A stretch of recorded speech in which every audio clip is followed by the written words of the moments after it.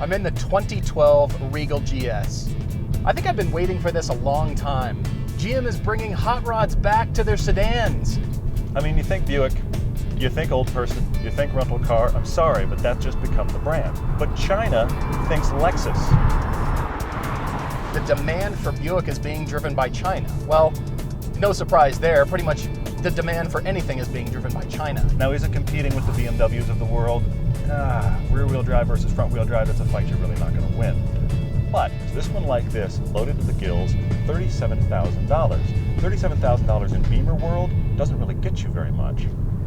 It's not a small car either, but this car moves. The engine is very willing. It never sounds labored. You get it way up near the red line, and it's still not really complaining about it. It's perfectly happy to run there.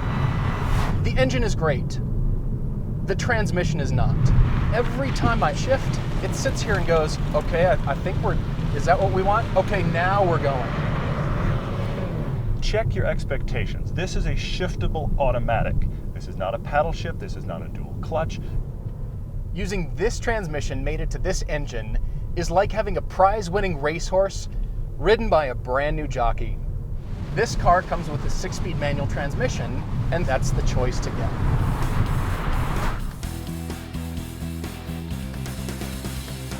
Now this is a Regal, so you've got the Regal styling, which I think is pretty good. But the front clip is different, kind of the Buick body kit. It visually lowers the car.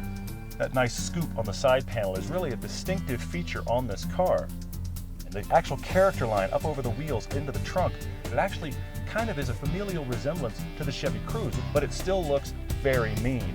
And thank God they didn't put the triple porthole on the front fender. I mean, that has just got to stop. This car is, yes, kind of a hot rod flavor of the Regal, but it's still the Regal interior. The materials are fine. There's soft touch plastics on the dash, there's some soft touch plastics on the door, but in a lot of cases, it is still hard GM plastic. The good news is that those plastics and things are really only on the things you're not going to touch unless you think, what does that feel like? This entire center stack, everything about it feels like shields laid on top of each other. Not that rounded off GMized buttons, they're actually sharp and crisp and they have character. Everything in here is really well thought out, and they're finally putting seats in that are effective. Probably the best seats I've ever sat in a GM vehicle. This GS is definitely trying to let you know it's an enthusiast car. Everything is saying, look at me, I'm a sports car, and it kind of is. The whole front end of this car is pretty busy when you're hammering it through the corner. Not very many car manufacturers have been able to figure it out, but I have yet to feel any torque steer through this car. It initially feels a little over boosted, but I'm getting some good feedback through the corners here. That's a crazy thing called the hyper strut that exists so that this little front-wheel drive car feels less like front-wheel drive. Now, to be honest with you, I have heard a 20-minute dissertation on why the hyper strut is cool. Let me clarify. It is very cool. The description will put you into a coma. You get in this car and don't expect it to be this fast or this agile, and it's both. Now, this car has 3 settings.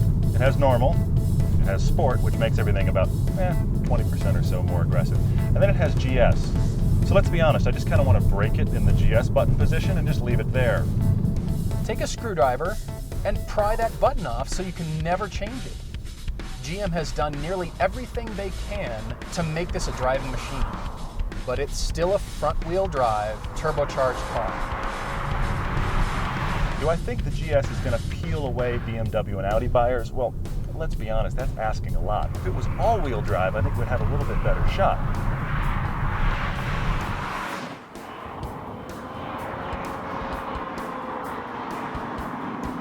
I love the direction that this car is setting, and it makes me really eager for future Buicks. I've never said that before in my life. It might not be the car for you. You may prefer the tactility of one of the rear-wheel drive guys. But if you've pondered this car at all, it is worth a test drive, and a hard test drive, because it's got plenty of sport, it has a surprisingly flat chassis. Just remember, it's GS button or not at all.